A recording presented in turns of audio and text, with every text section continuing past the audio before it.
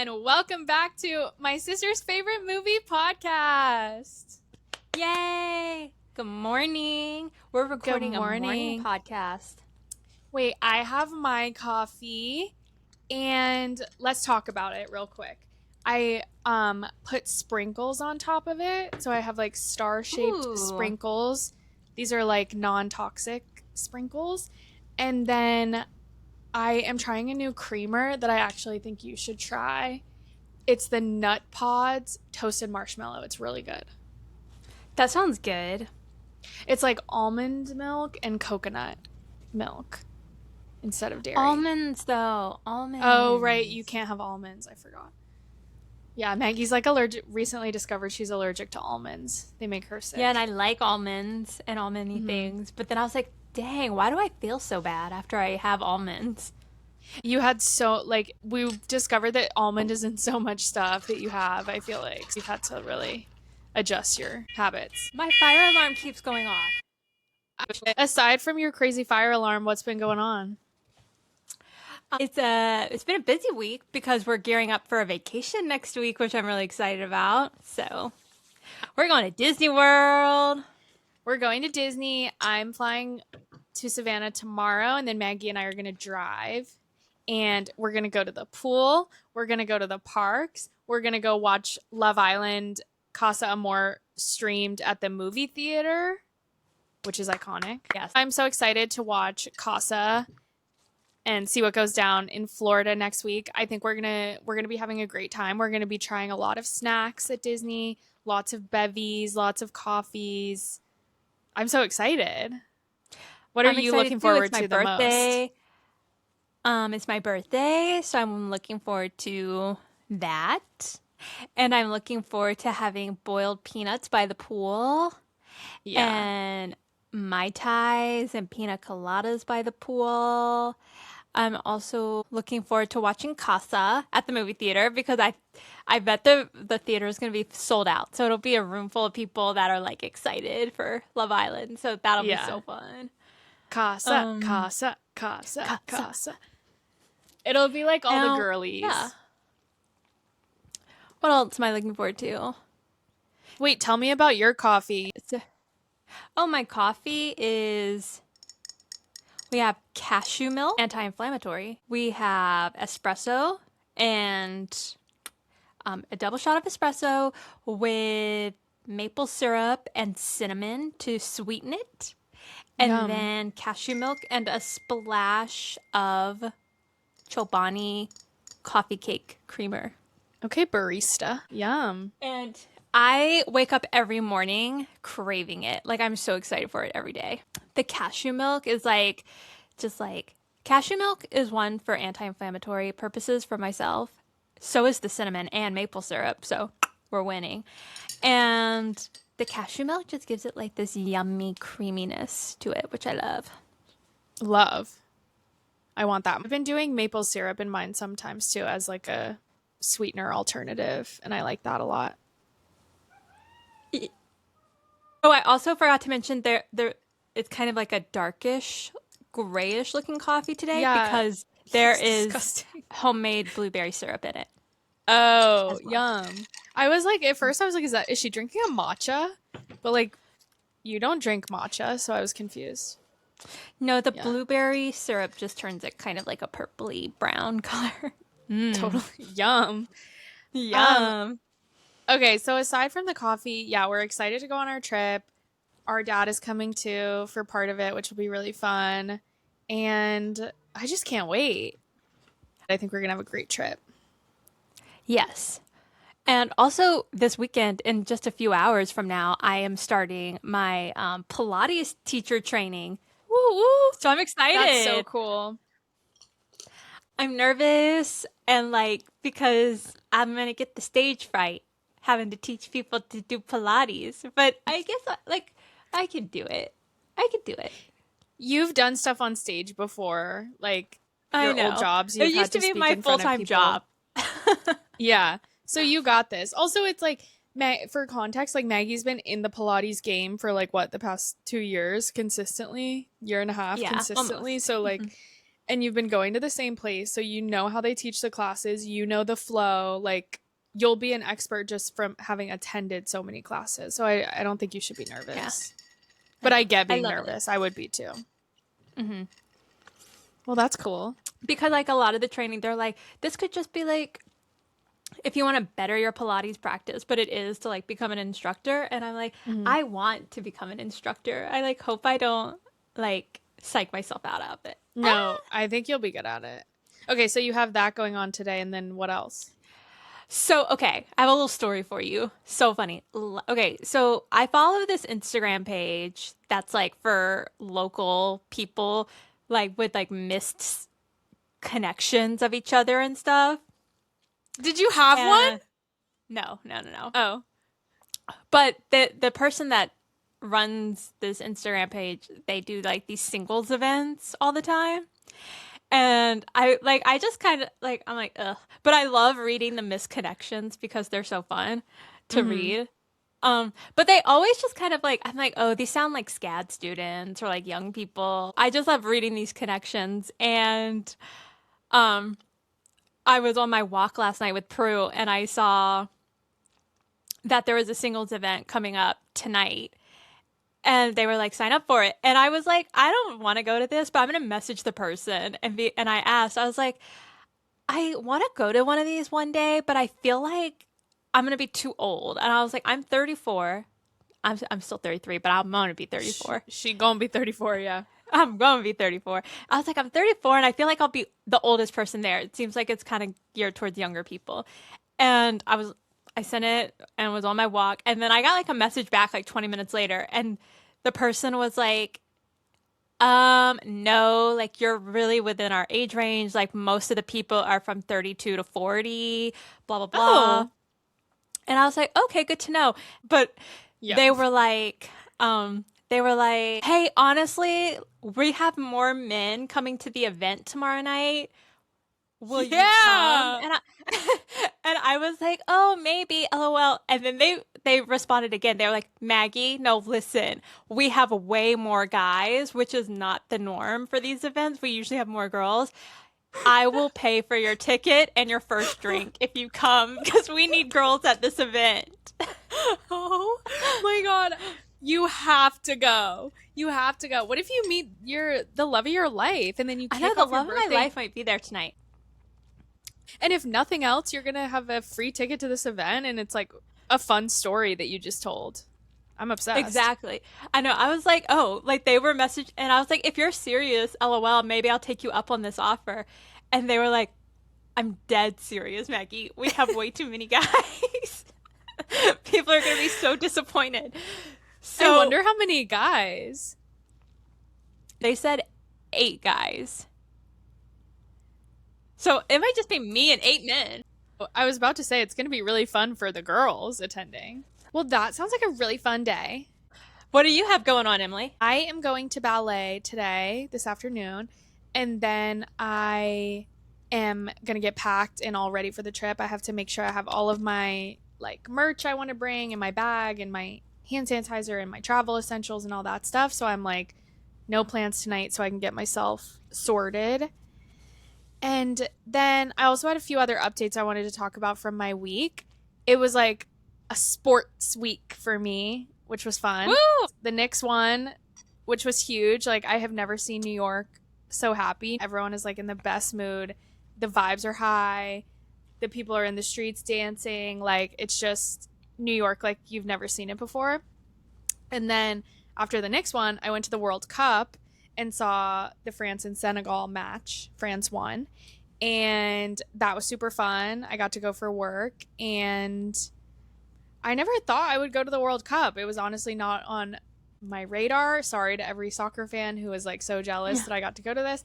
But it was really cool. And it was funny because I had texted you before. I was like, I feel like it's going to be like the Quidditch World Cup in Harry Potter. Like, that's like what I'm comparing it to. That's what it's giving. And then it is, and it was what it was giving IRL. And you were like, oh, you need to post, like, I had like taken a video at the beginning and you were like, you need to post it with the music from the movie. And I did, and no one noticed. No, or at least no one said anything to my story. I know. I feel like your friends really flopped with that. I was That like, was how it did was like so perfectly matched with the video you took. So funny. Yeah, because it was like when the two teams were marching out with the flags, and it was like that music, and I was like, do people think like that's the music playing at the event? Do people not see that I tagged this as the music? Like I was just like I had a lot of questions there, but that is what it felt like. And all in all, that was great. And then I went to the Yankees game on Thursday night, and I had chicken fingers in a bucket, and it was They just like looked the perfect. so good. I know I was like, they went crazy. whoa. They were so good because when I go to the Knicks games, I always get chicken fingers. And you and I experienced this when we went to the Rangers game. Like they changed at Madison Square Garden, change it back. They changed the chicken finger recipe where it now has like dill in it. Remember, it was like the chicken fingers were kind of pickly, which I like Ugh. pickles, but I don't like the pickly flavor in the chicken tender. So anyway, these were not like that. They were really good. And I had barbecue sauce and honey mustard. Yum. Oh my God. We're about to go hard on some chicken tenders at Walt Disney World. Yeah, I'm having chicken tenders. I'm having fries. I'm having a lot of different cold brews and coffees that I've saved. I'm having peanuts.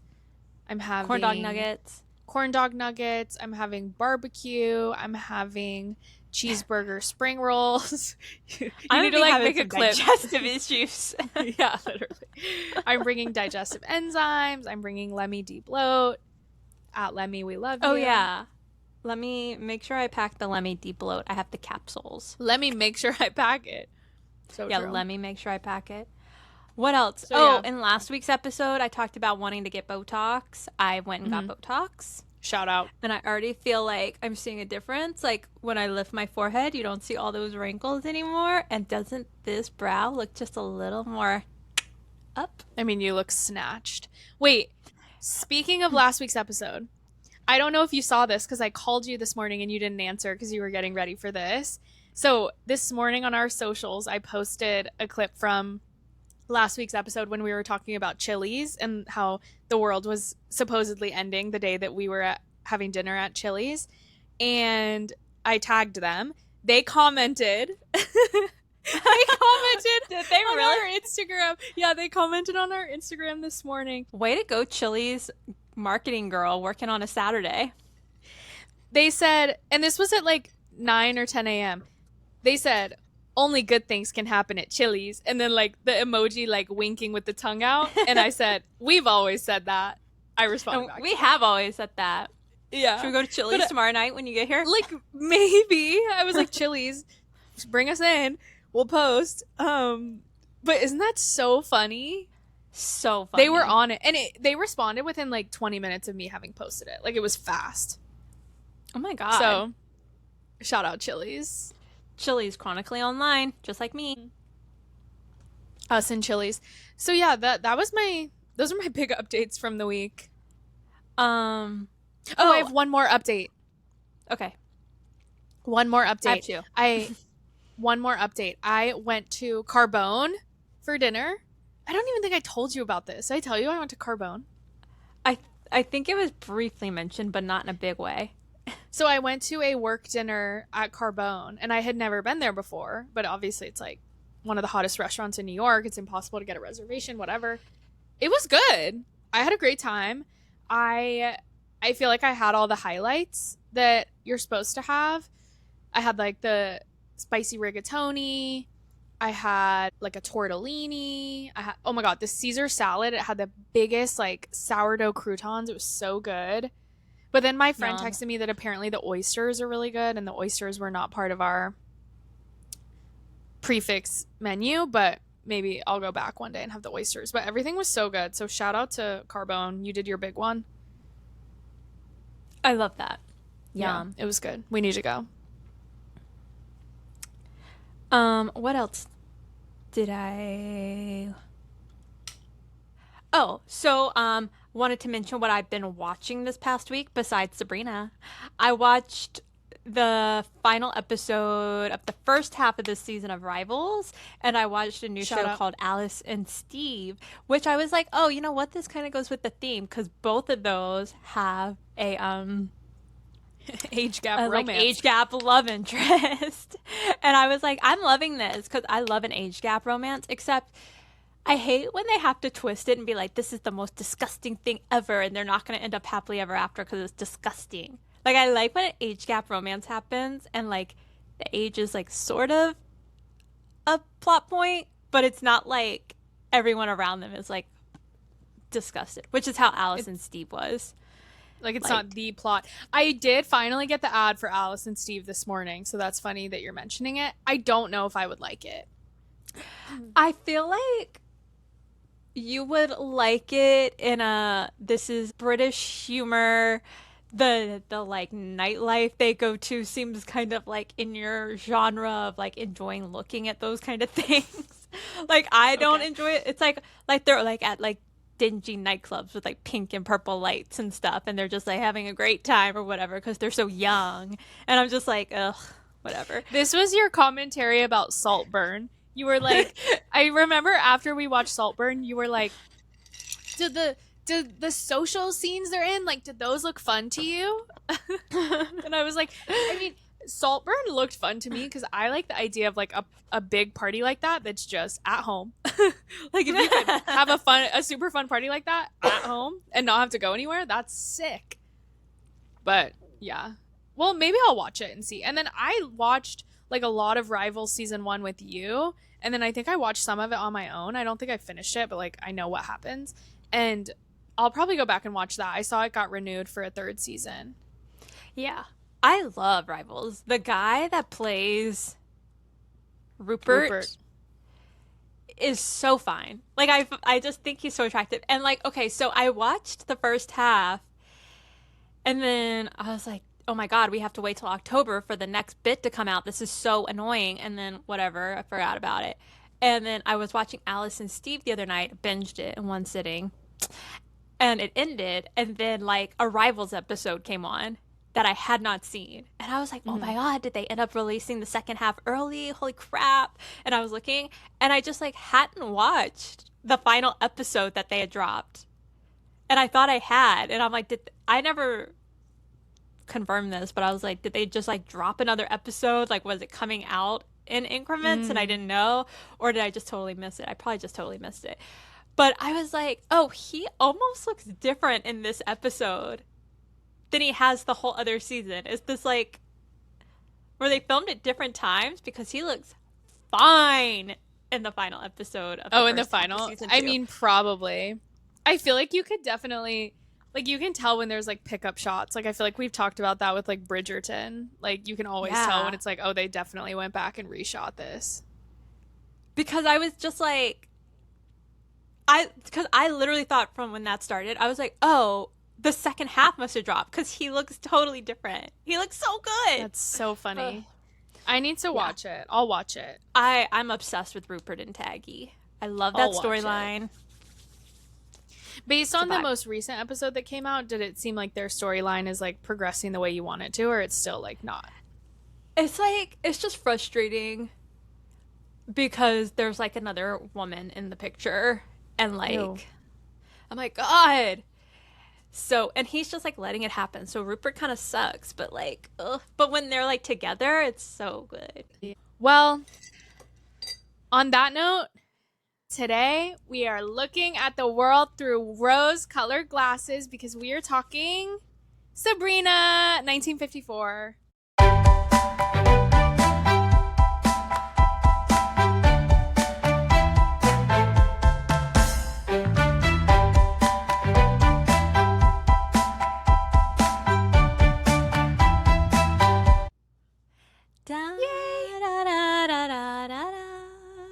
This movie said, oh, we are getting our bag with La Vie en Rose. We're gonna use this song as much as we can in as many renditions as we can. Like, almost every scene has a different version of La Vie en Rose, and I loved it. I was like, great, I'm having a great time. I'm in Paris. I wonder I'm if in New this York. movie, like, obviously La Vie en Rose is a very popular song, and it probably always has been, but I wonder if this movie like really solidified it for American audiences. Definitely. I feel like it was like putting it even more on the map because it's like in almost every scene she sings it, like it there's all these renditions of it. People were probably like, it probably opened up like so many versions of the song to people. I bet. Like I bet people just had like Edith Piaf and like Louis Yeah. Armstrong. And Dean Martin was like, "Oh, I got to do mine." Yeah, and then everyone kind of probably started to have a version, I bet. So, Sabrina, 1954. Here is the description of the movie. I pulled this from the Amazon version where I watched it. It says, a playboy becomes interested in the daughter of his family's chauffeur, but it's his more serious brother who would be the better man for her.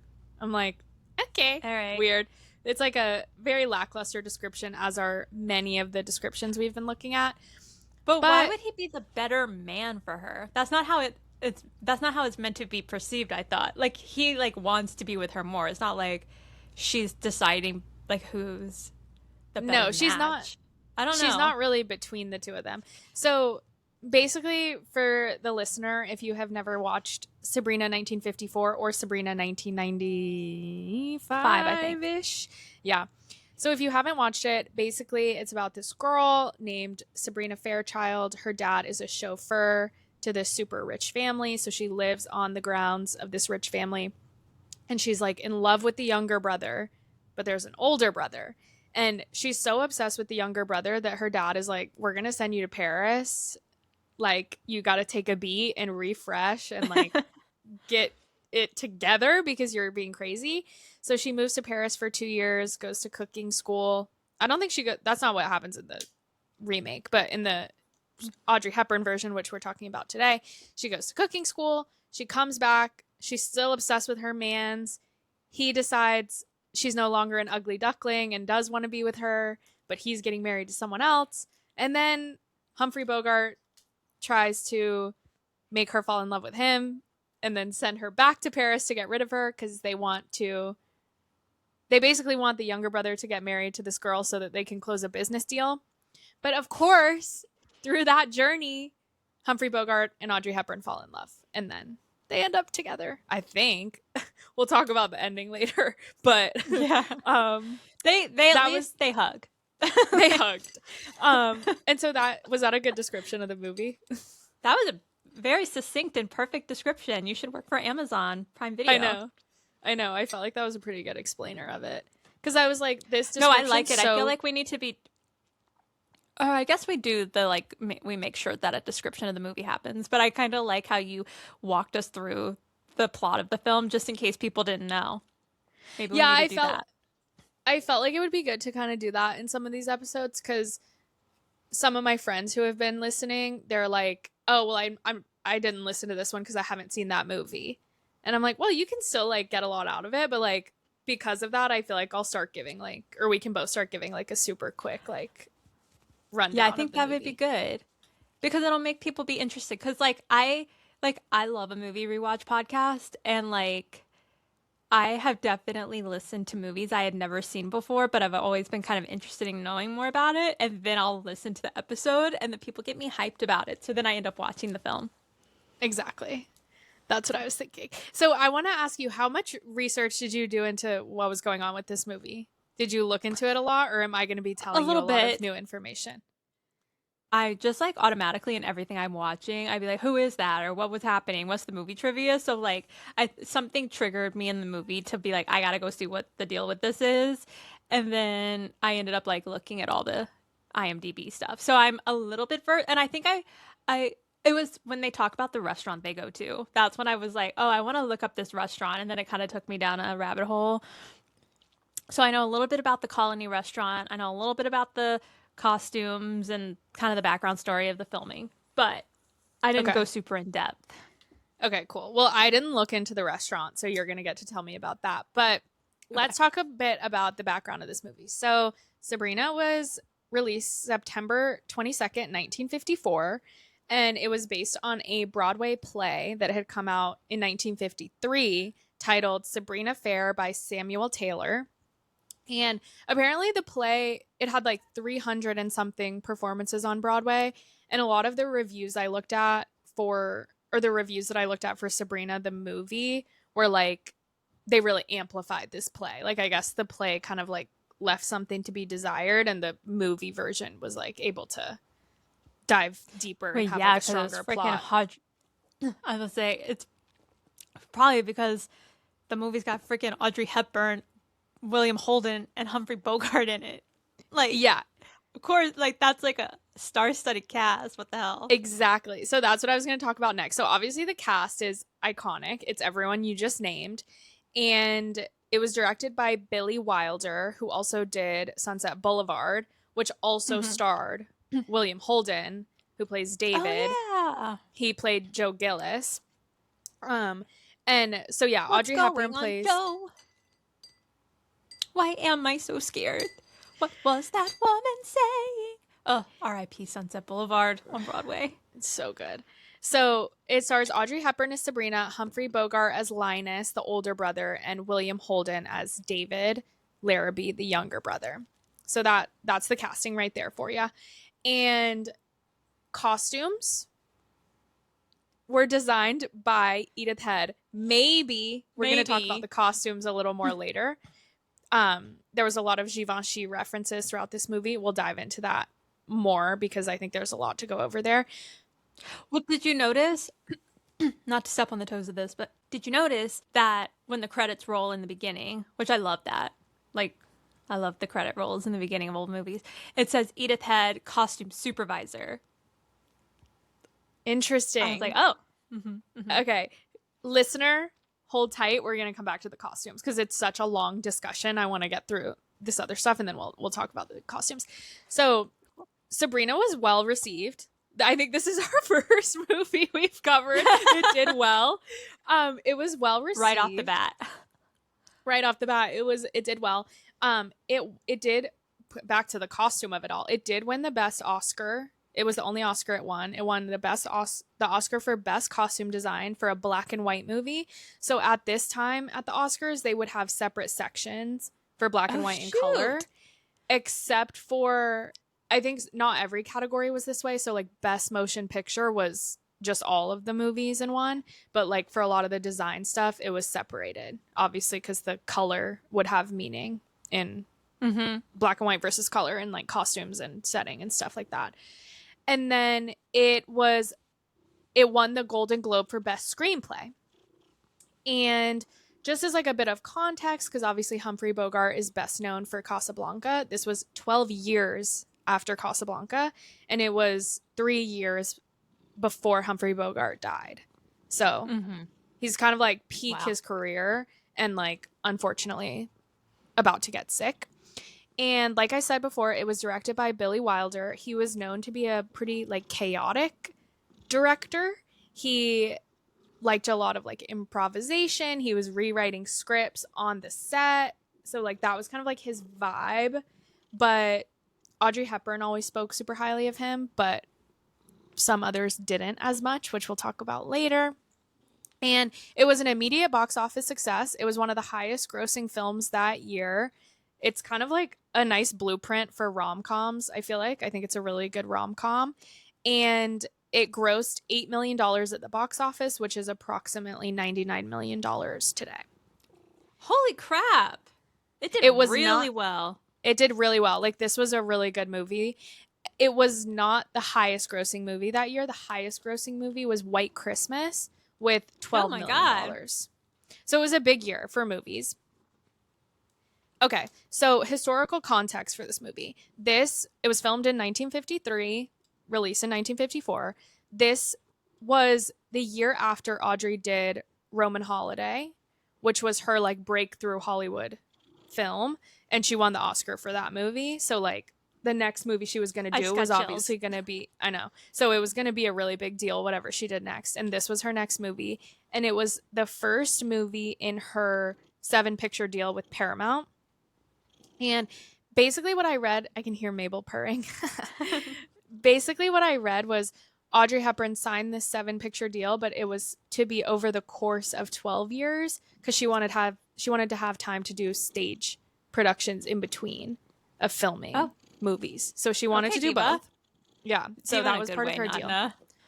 Yeah. Diva in a good way. And then the Oscars that year that Sabrina won, Humphrey Bogart was nominated for The Cane Mutiny, which was a big movie that year that had won quite a few awards. He did not win Best Actor. Sounds like a boy movie. Yeah, sounds like a boy movie. This year we also had A Star is Born starring Judy Garland. Mm-hmm. Audrey Hepburn was nominated for the Oscar for this movie. She did not win. Grace Kelly won for The Country Girl. I've never seen it. And then the best picture was On the Waterfront. I've heard of that and one. Then, I've not seen that one. Aside from that, we also had some other big films come out that year. Obviously, White Christmas, which, like I said, was the highest grossing. We had 20,000 Leagues Under the Sea and Godzilla. Godzilla. Wow. Interesting. And it was also a big year in just like general 1950s pop culture. Marilyn Monroe married Joe DiMaggio this year. Elvis Presley made his recording debut as Sun Records recording at Let me say that again. Elvis Presley made his recording debut at Sun Records with That's All Right. The number one song was Little Things Mean a Lot by Kitty Callan.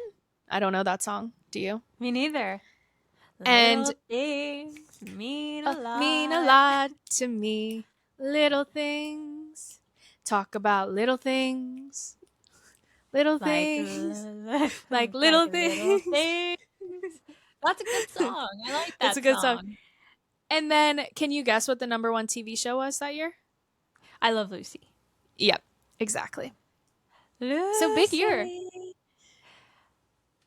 I know William Holden from the I Love Lucy episodes when she goes to Hollywood and she sees him. I think she sees him at the Brown Derby. I think it's him. And like he's sitting at a booth behind her and she's like can't stop looking at him. So he like turns the tables on her and like looks at her really hard and it like makes her uncomfortable and she's like, stop looking at me. And he's just like, that's hilarious. Yeah. He's playing himself in the show. Yeah. That's funny. There's like a block of episodes where Lucy goes to California because Ricky's filming a movie and she meets all these like movie stars and they're all like themselves, so like John funny. Wayne and William Holden and things like that. We should watch those. That's funny. They're good. Mm-hmm. So obviously, like I said, like the movie was well received. It was nominated for Oscars. I think it was definitely nominated for Best Picture. It was nominated. Audrey was nominated. Humphrey Bogart was not nominated because he was nominated for that other movie that I mentioned. But it did well. Like it made a lot of money. And to prove that even further, it still has an 89% on Rotten Tomatoes. Again, the best of the films we've covered thus far. So shout out to Sabrina. And hey, don't knock Xenon. The girls were loving Xenon. I'm not knocking Xenon. We didn't get any negatives. Xenon has been like our claim to fame. I think that's been people's favorite episode thus far. So yeah, we love Xenon. But I want to read you the New York Times review from 1954 when the movie came out. Okay. I'm going to give you some excerpts from it that I thought stood out. So this was the opening of the review.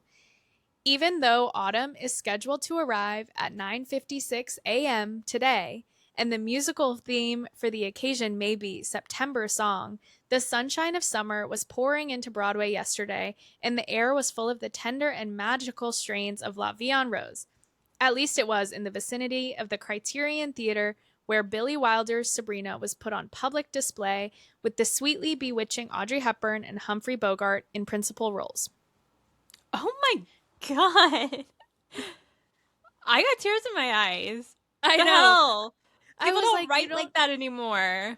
I was just about to say that. People do not write like that anymore. Like these normally reviews now are like, and if you can get over the blah, blah, blah, you'll enjoy blah, blah, blah. And it's like, this $10 billion movie is blah, blah, blah, blah, blah, blah. Yeah. Oh my, it like really like painted a scene and made like evoked a feeling inside of me. That's like what makes you go to the movies. Like you're like, I want to feel like that in the theater. Right. And that's what this movie's going to make me feel like. I was imagining like people just like spilling out of the theater and like singing La Vie en Rose and like the vibes of the city and stuff like that. Like I can picture what this woman, I think it was a woman. I can picture what this writer is describing. Yeah. Ugh. Continuing on.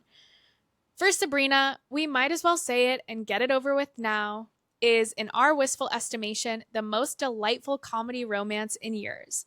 We hesitate to say this because it dates us like button shoes, but we can't remember liking a romance any better since It Happened One Night. Oh. So good, right? That was the end of the review. So I was like, this review is stunningly written, perfect description of the movie.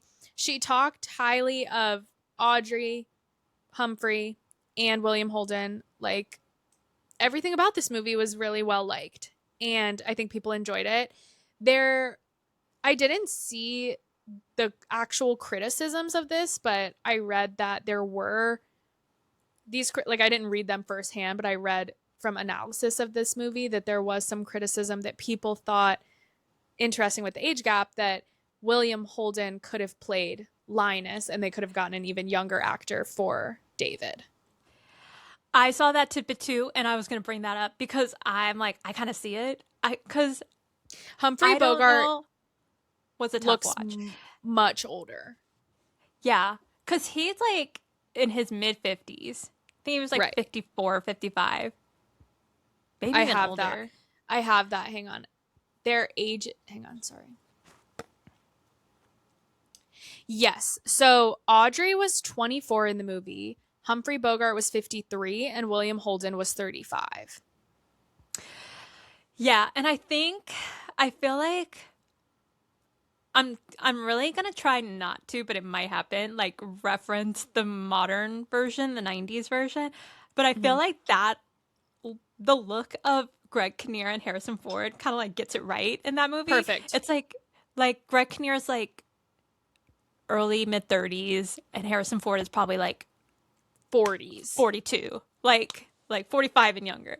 Like it works. And she looks a little more, does not look like she's 20, like how she's supposed to be in the movie, but because like they looks, say, I don't know, they say that Audrey or Sabrina is supposed to be like 22 in the movie. I do think they say that David is supposed to be 30s.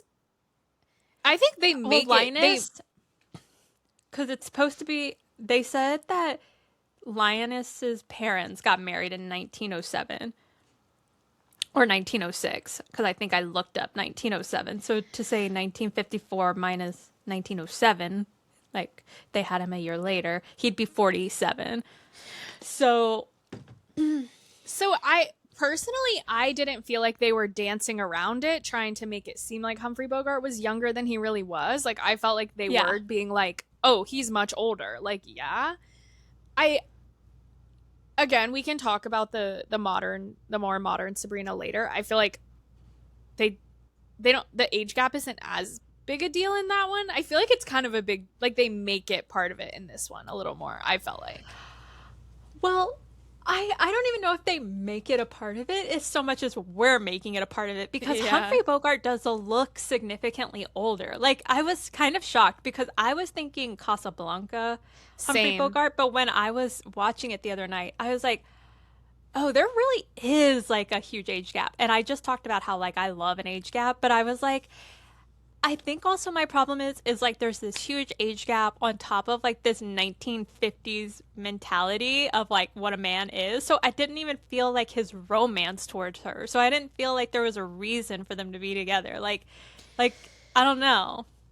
I agree. And I think the romance, I feel like the romance in these older movies, and it's probably because I'm just a modern girl, but they don't always register enough for me. Like I never feel, and then they're just like, oh, but they're in love because they kissed. Like I'm like, is that the impetus for romance, is the kissing part? Because like I never feel like the emotions.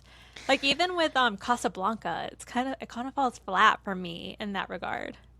Oh, I love Casablanca though. I love that Casablanca movie too. But I think Humphrey Bogart looks a lot older. Like I will say that for sure. I was also surprised because I was picturing, it's been a long time since I watched this movie, so I was definitely picturing Casablanca era Humphrey Bogart. And I have some thoughts on the romance I'd like to share later, but hang on, I lost my train of thought. Hold, please.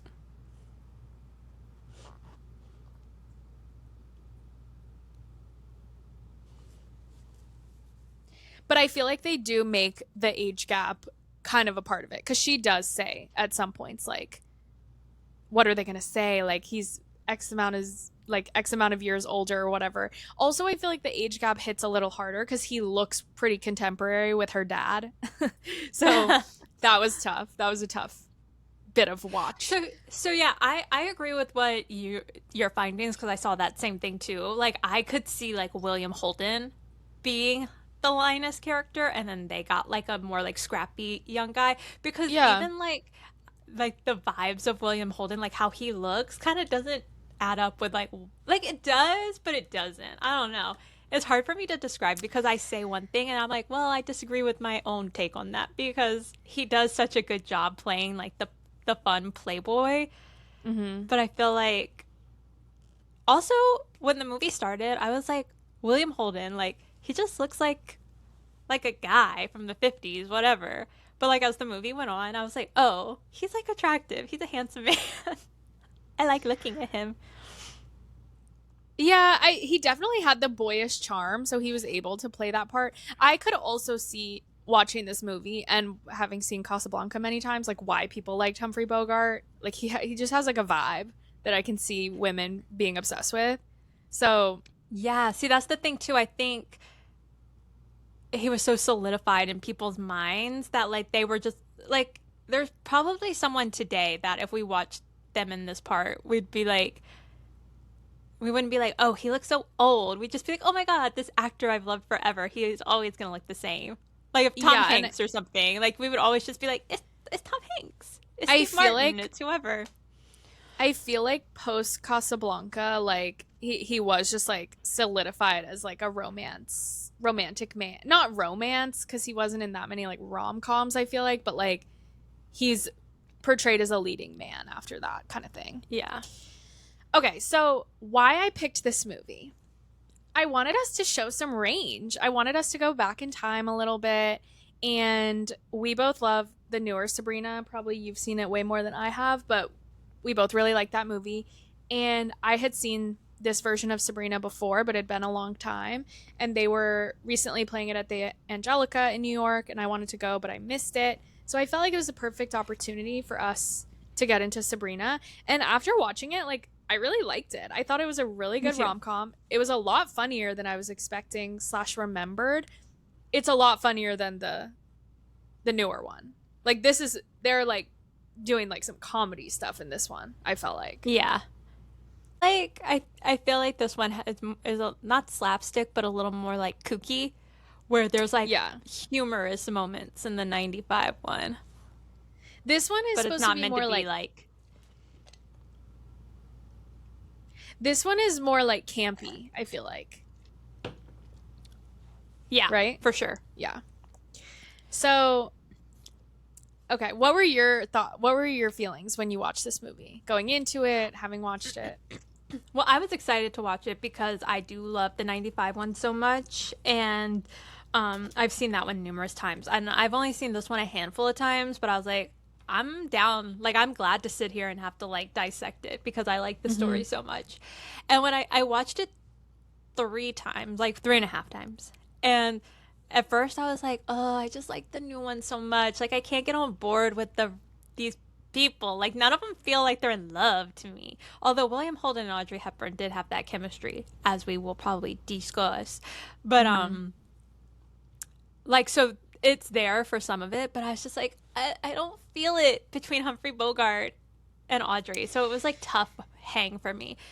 But on my rewatch this morning before we did it, I was kind of like jaw dropping, like watching it. I was like I was so into it, and I was like, I get it. I can feel the love.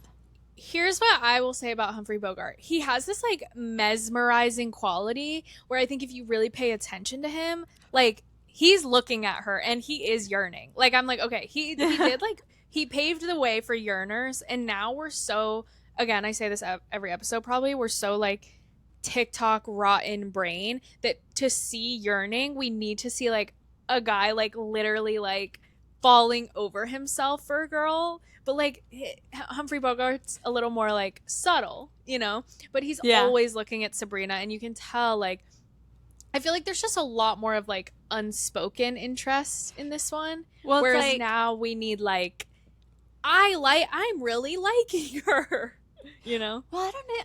Yeah, I totally agree with that. And I also think the thing I love about Linus Larrabee, even in the new version of the movie, because I think that even Harrison Ford is kind of subtle. It's just like, he's just so attractive and handsome that you're like, ugh, you want them to be together. So I think that's like where I'm like kind of falling flat with all this. But the thing that I love about Linus Larrabee is like that, even if it's not like how you were like, it's subtle, but it's like, he's always noticing her. Mm-hmm. Like, he's very aware of like what's happening with her, and like even when he like talks to her about what she's doing or other people about what she's doing, he comes off very like blasé and gruff about it, but it's like, you notice it literally. It's funny, I have the movie on like on my TV on silent just for like the vibes right now, and me too. It's the part I was literally that's funny. It's the part I was literally just about to bring up, which is like Humphrey Bogart. I have to call them by their character names. David is in the car with her dad. Like the dad is obviously his chauffeur. Linus. And he's like, Linus is in the car with Sabrina's dad, who's obviously his chauffeur. And he's like asking about Sabrina, like, how's she doing in Paris?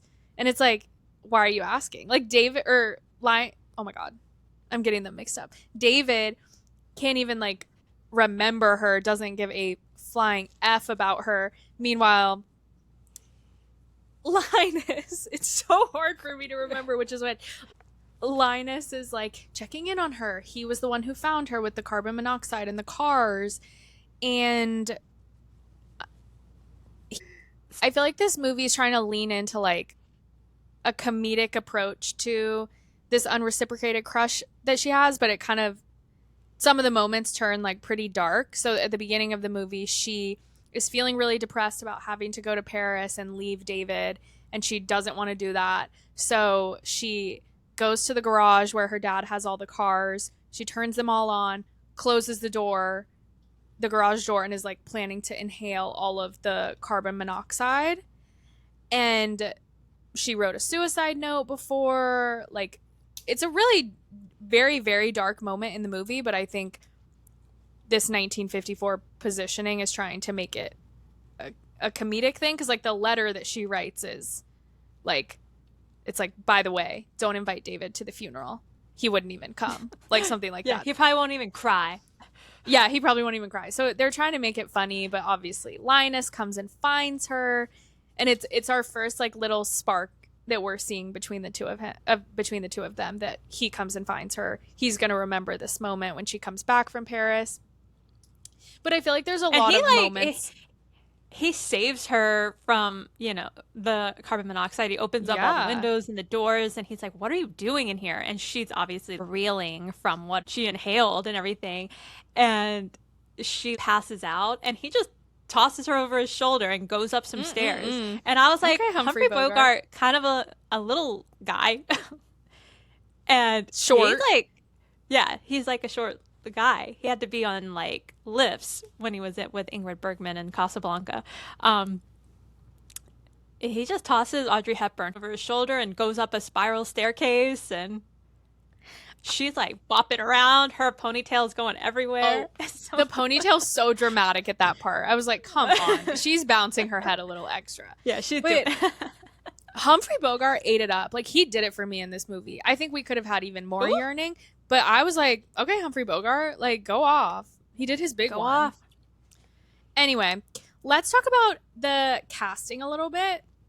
Okay. So, Audrey Hepburn, there was no questions asked. They were like, this is going to be Audrey Hepburn. We don't want to look at anyone else, which posed to be a problem with somebody, but they were like, we don't want to look at anyone else. Like, this is it. And so Billy Wilder, like, when they were doing like There just was no other option. This movie was getting made with Audrey Hepburn, period. Then they had William Holden. They felt good about him. He was doing his thing. And then Linus was supposed to be Cary Grant. Did you look into this? Did you see this? So Linus was supposed to be Cary Grant. And Cary Grant turned down the role. And Humphrey Bogart was a very last minute ad, which apparently Humphrey Bogart was very insecure about during the filming. And like that, I think that came up on set and was part of the tension that was happening. But the reason he was like, you didn't even want me here. Like low-key, I think. So the reason Cary Grant, I know, turned down the role. There are a lot of reasons that have been speculated why Cary Grant turned down the role. Cary Grant said some things like at first and then said some things later in life. So there's like a lot of reasons that have been said as to why he turned it down. And I'm going to tell you all of them. Scheduling conflicts, the easiest way out. He had heard that Billy Wilder was a difficult director to work with, and he didn't want to do that, which it sounds like he could have been tricky for some folks to work with, so that was part of it. He didn't want to portray such a big age gap romance. And then this is one that is everywhere. I was reading. I don't know if you saw this, and I couldn't find why. Reportedly did not want to carry an umbrella on screen. I saw that everywhere too. And I was like, what is that about? And like, I watched the movie with that in mind. And I was like, I wonder if it's because it's like a pseudo walking cane. Oh, that's a good point. You could use it for that, and he might have thought that made him look old. Or was he just scrapping at reasons not? Because I feel like the only memorable moment I can think of him carrying the umbrella is the final scene. Mm-hmm. When he puts it on the guy's coat. And I'm like, Gene Kelly was fine with his umbrella. He was singing in the rain. I know. What's your gripe with umbrellas? It's such a weird thing. And the only like legitimate reason I could think of was it makes him look old because it could be seen as a cane. See, that's a good reason. I was like, is it because it's not masculine? Like, you should just walk in the rain if you're a man. Like, I just like couldn't figure it out. I was like, what does this even mean? But Cary Grant turned it down for all of those reasons. So they went to Humphrey Bogart. Humphrey Bogart was hesitant to do the movie because he felt like it wasn't in line with the type of roles he had. It didn't have enough umbrellas. Like, not enough umbrellas in this one. Give me more umbrellas. He felt like it just like was a departure from what he'd been doing, I guess, and not as like, I think he was like used to playing like a man's man, and this was more of like a businessman type of vibe, and I think he felt like it wasn't as like masculine of a role, I guess. But he obviously took it. Mm-hmm. And he was like not vibing with this movie. He had problems with everything. One of them being he really thought his wife, who he was like literally so obsessed with, Lauren Bacall, he thought she should have been Sabrina, and I don't think he ever like let that go. So he was like pretty pissed off the whole filming that it was Audrey and did not like Audrey. And I also just want to flag their salaries. Reminder that Humphrey Bogart was the latest ad of the film. So Humphrey Bogart got $300,000. William Holden got $150,000. And Audrey Hepburn, this is her second film, and she had just won the Oscar, got $15,000. There is no way an Oscar-winning actress would get that big of a difference nowadays. Like, that's ridiculous. She should have been the highest paid person in this movie. Well, she's the star. She's in it the most. But like the star of the film. But obviously Humphrey Bogart is probably one of the biggest stars in Hollywood at the time. Like one of those like Hollywood elite stars, no matter popularity or whatever amount of movies, I don't know. But he's like A-list. So he's going to demand the biggest salary. And like Audrey, it's so weird for us retroactively to look at it because Audrey Hepburn is like the icon. But like back then she was like this up and comer. It's so weird. Yeah. And I also just wanted to point out with the salary differences, something that I also thought was interesting. So obviously Audrey had won the Oscar the year before for Best Actress. William Holden he won Best Actor the year before for a movie called Stalag 17.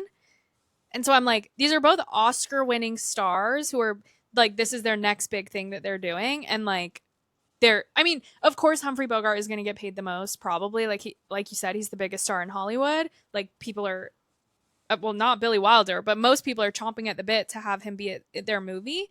And he's getting paid the most, but like the gap for the other two is insane. Obviously, it's a different time. Women were not and are not today getting paid what they deserve, but like that gap is insane. Well, that just made me think of too the studio systems of this time period. I don't really know if her contract was like, no matter what movies you make, this is how much you're gonna make. We should do an episode like that one day, maybe like a deep dive into what the studio system was, just to have some kind of frame of reference for going forward with these old movies. Because like how she's under contract for 7 movies over 12 years. What's the contract? Like you're always gonna make 15,000, or like if you win the Oscar, you're going to get an extra 5,000 or whatever, you know? So interesting to think about. Yeah. And like, is there a flat fee for females versus males, you know? Interesting. Yeah. And like, yeah, like what did Humphrey Bogart's deals look like and what was his, you know, I mean, this is obviously like 12 years post Casablanca. Like he's probably the highest paid actor in the system. But I also looked, there was like a list that had come out, and I think it's like, you know, like by one of, I don't know exactly who it was by, but it was by one of the like Hollywood organizations or something. And it was like the list of like the most influential, best, most iconic, etc., like stars in Hollywood ever, like in Hollywood history. And they had some award ceremony, I think, and it said it was like hosted by Shirley Temple. Like there was like some whole thing about it. But, and I don't know if they're updating the list regularly now. I don't know what the whole deal was, but like Humphrey Bogart was the number 1 actor, and Audrey Hepburn was third for women. Oh my God, this is my episode of getting chills. Like you got chills like a million times in the last episode, and I'm getting chills so much in this episode. I love that. I mean, like, look, 2 stars, truly. So we have the two of the most iconic stars ever in this movie, which I think is really special. And let's talk what was going on behind the scenes. I know you looked into this a little bit, but okay. So they started production with an unfinished script. The same thing happened with Sunset Boulevard. Which is weird because it was a play. Right. And I think that was part of what had happened, because like people were like, the play obviously wasn't as good. I think there was like some plot expansion to be done that was done on the movie. And I also saw that I didn't get the exact what exactly happened, because there's so much speculation around this movie. There's not a lot of like firsthand, this is absolutely how it went down. But apparently they were unclear how like David and Sabrina were gonna leave things, but William Holden like had to start his next movie. So they like on set day of were like, okay, like we got to write it like this. Like he has to leave. He has to go do his next movie. So like whatever we get, this is it. Like this is their last scene together. So like they were like, this is how we'll leave it, which I thought was interesting. Speaking of William Holden, I know the last time they see each other isn't it like when Audrey or Sabrina and Linus come back and he's waiting there and he's like, I thought you ran off and got eloped. And I wouldn't have been mad. I just would have been mad you had my car or something. Yeah. And she's like, kiss me, David. Oh yeah, she's like, hold me tight or something like that. Yeah. Because she knew that was going to be their last. So speaking of William Holden, him and Audrey Hepburn had an affair during the making of this movie. It's pretty like, they said it was hush hush, but I think it was pretty well known in Hollywood. And then like after the fact that they had this affair while they were on the set of the movie, apparently they were very much in love. It was a very passionate affair. It ended, which this is like what a lot of stuff said. It was like it ended because he couldn't have kids and Audrey really wanted to have kids. But he was married at the time, and had a vasectomy, which is obviously reversible, so he could have kids. I don't know if it was reversible back then, but that was the whole gist. So that was their love affair. I don't know if you had seen any other details, but that was what was going on between the two of them. It was funny because I was totally like jogged back a memory because I really used to like the biopic movie of Audrey Hepburn with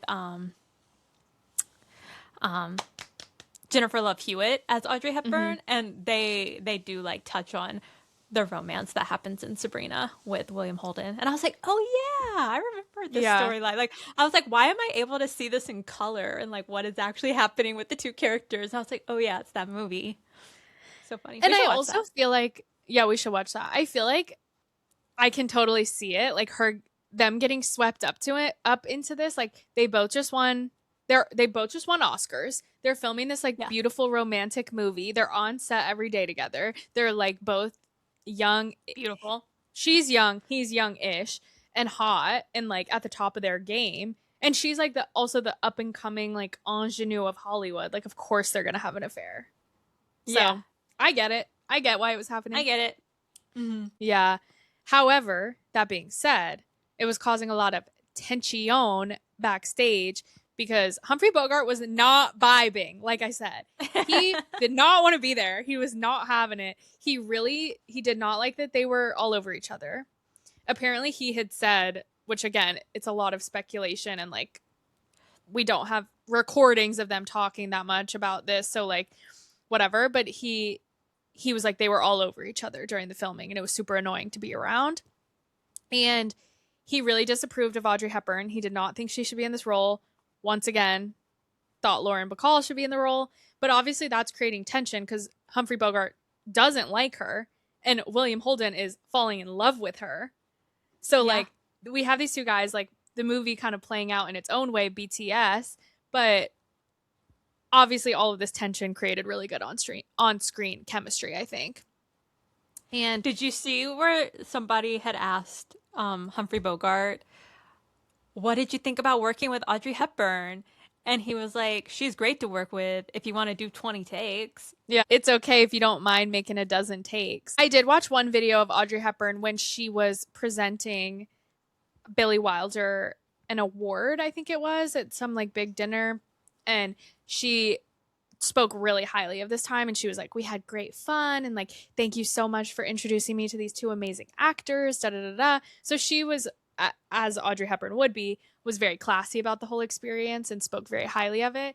But apparently Humphrey Bogart was throwing shade. I feel like I did see maybe one instance or somewhere I saw that later, not much later because he only lived 3 more years, but later Humphrey Bogart was like, I was a pill on that movie and it was unprofessional. Like something like that. So I was going to say there was a lot of talk about that. And apparently Humphrey Bogart was like very like just acting out of pocket on set. And I think he was being pretty disrespectful to the director and the other people he was working with. And they had some times where they were like, this again, speculation, but someone said that they were filming and Humphrey Bogart was being so nasty to someone on set that they like had to pause and they were like, we cannot start again until you apologize to this person. And then I saw that Humphrey Bogart supposedly apologized to Billy Wilder when he was on his deathbed and was like, I now see that I was so horrible to you on the set of that movie. Like, I'm so sorry. So it's so strange because I'm just like, what was he doing? What was he saying? It's hard for me to picture. Like, we need one of those like Christian Bale blow up audio releases or something, you know? Like, what was he doing? I think it was like that. Apparently he was getting very annoyed because the script was being changed a lot. And I think he was like yelling at people who were giving him the updated scripts. Like, I think that was pissing him off, which understandably so. Yeah, because the thing I saw was they didn't have a script for him. They didn't have enough copies or something. And he lost it on the boy who was handing out the scripts. And and I think that was the one where they had to pause for him to apologize. And they to the said, boy. And the thing I saw was that he told the person to come to his dressing room to have a talk. And then, like, something happened and then everything was good. So he was probably like, Yeah. listen, man, I'm so sorry. Yeah. And just as an example of how much the script was changing, apparently, like, Billy Wilder was changing it so much during the production that he asked Audrey Hepburn one day to, like, fake that she was sick so that he would have enough time to finish the scene that needed to be shot that day. Which is crazy. I know, what a little chicken shit. Just tell the people that you're not done. You're gonna make Audrey look like a diva. Like, come on. So Sunset Boulevard had come out before this. So William Holden had worked with Billy Wilder before, and he was like, I'm fine. I'm fine with the chaos. Yeah. He wasn't worried about it. So interesting. And he seems like the kind of guy that wouldn't be like, just if I'm looking at the characters from this movie, I feel their personal reactions are how their characters would probably react to. Yeah, I agree. I think we need to talk about the costumes, which we obviously hinted at the start of this episode. But aside from the fact that this movie starred Audrey Hepburn and Humphrey Bogart, the history of the costumes is like the most important and lasting storyline to be told about this movie. Okay, so, and there's again a lot of speculation and confusing thoughts as to what happened. So I'm going to walk us through everything that I found and we can discuss. So Edith Head was supposedly the costume designer on this film. She won the Oscar and she accepted the Oscar. However, Billy Wilder supposedly thought that Sabrina needed a really like chic wardrobe. So he sent, and like chic Parisian wardrobe. So he supposedly sent Audrey Hepburn to Paris to figure out Sabrina's wardrobe.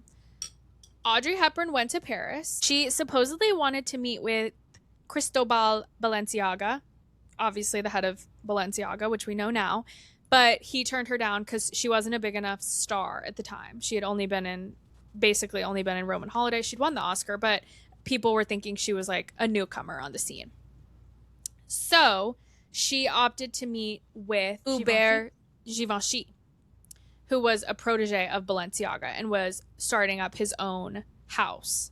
So she went there to meet with him, and he thought he was meeting with Katharine Hepburn. So he was confused when she was there, but he was like, okay. But obviously he's starting up his new house, so he's like, I don't have that much time to like design you a whole wardrobe. Like, what? So this is where like some of the rumors begin as to what happened. Some people think he handed over sketched designs. Some people think she did get clothing from him that was already made that she took back. So it's like a little murky as to what happened with Givenchy.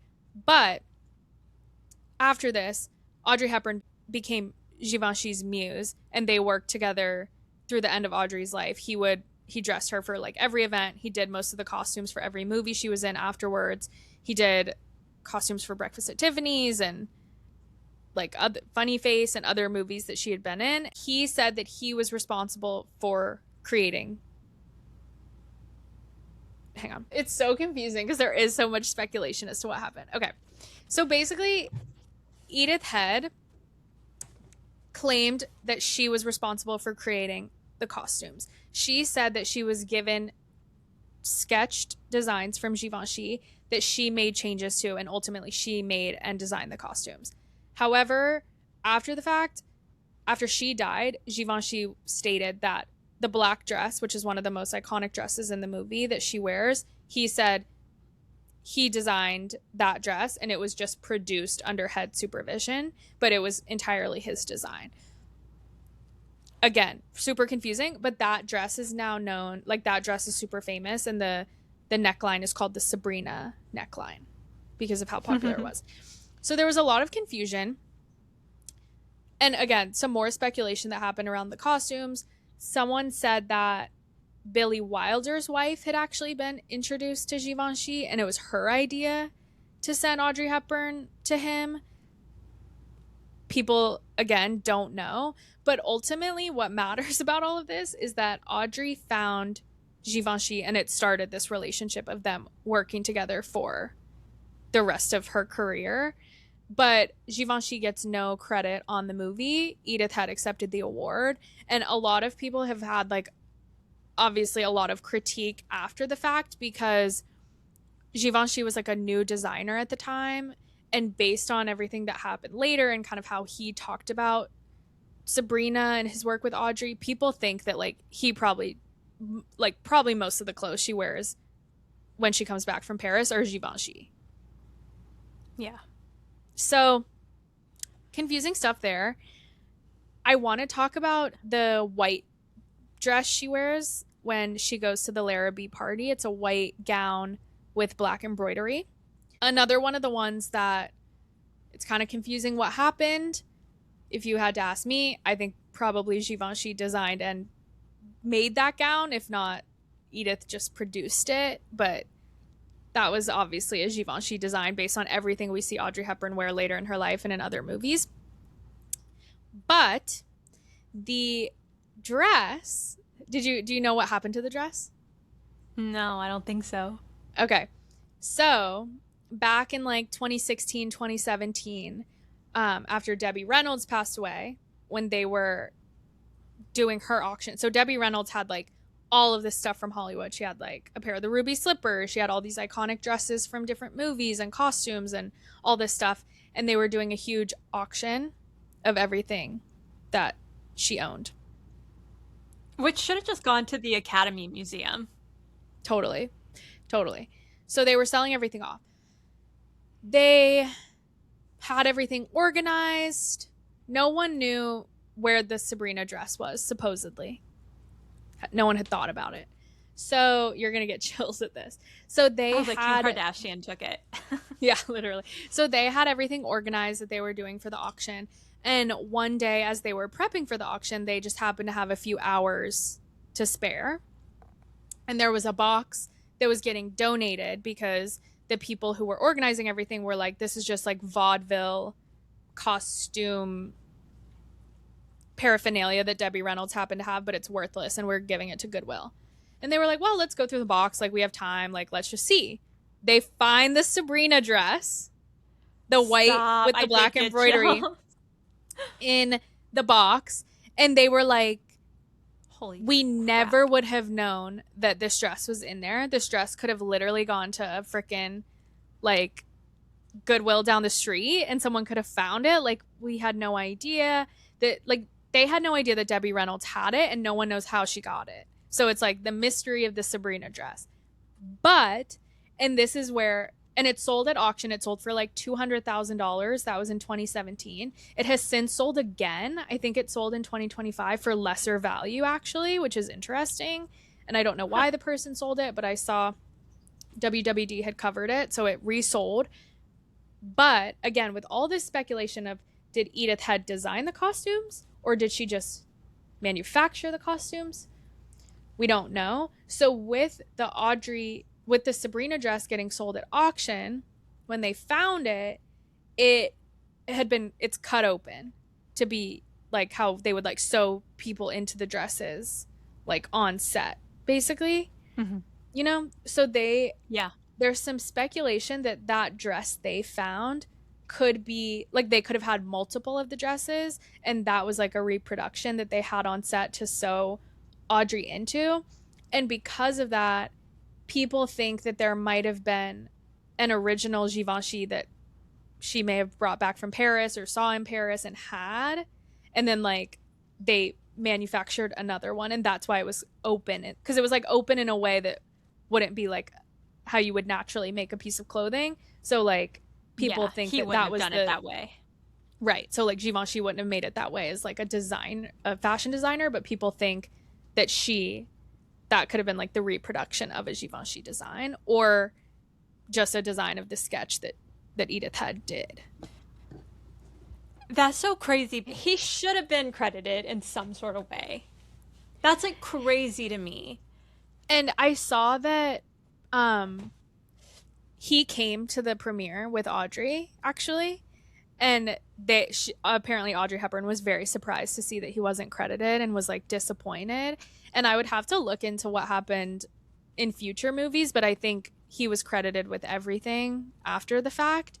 And I also wanted just to read. So there's a documentary, and they show that scene from the movie, and Audrey Hepburn is talking about it. I don't know what year this exactly came out or if they pulled older interviews of Audrey Hepburn, but it's that scene when she's wearing the dress, and Audrey Hepburn is like, Givenchy designed that dress for me.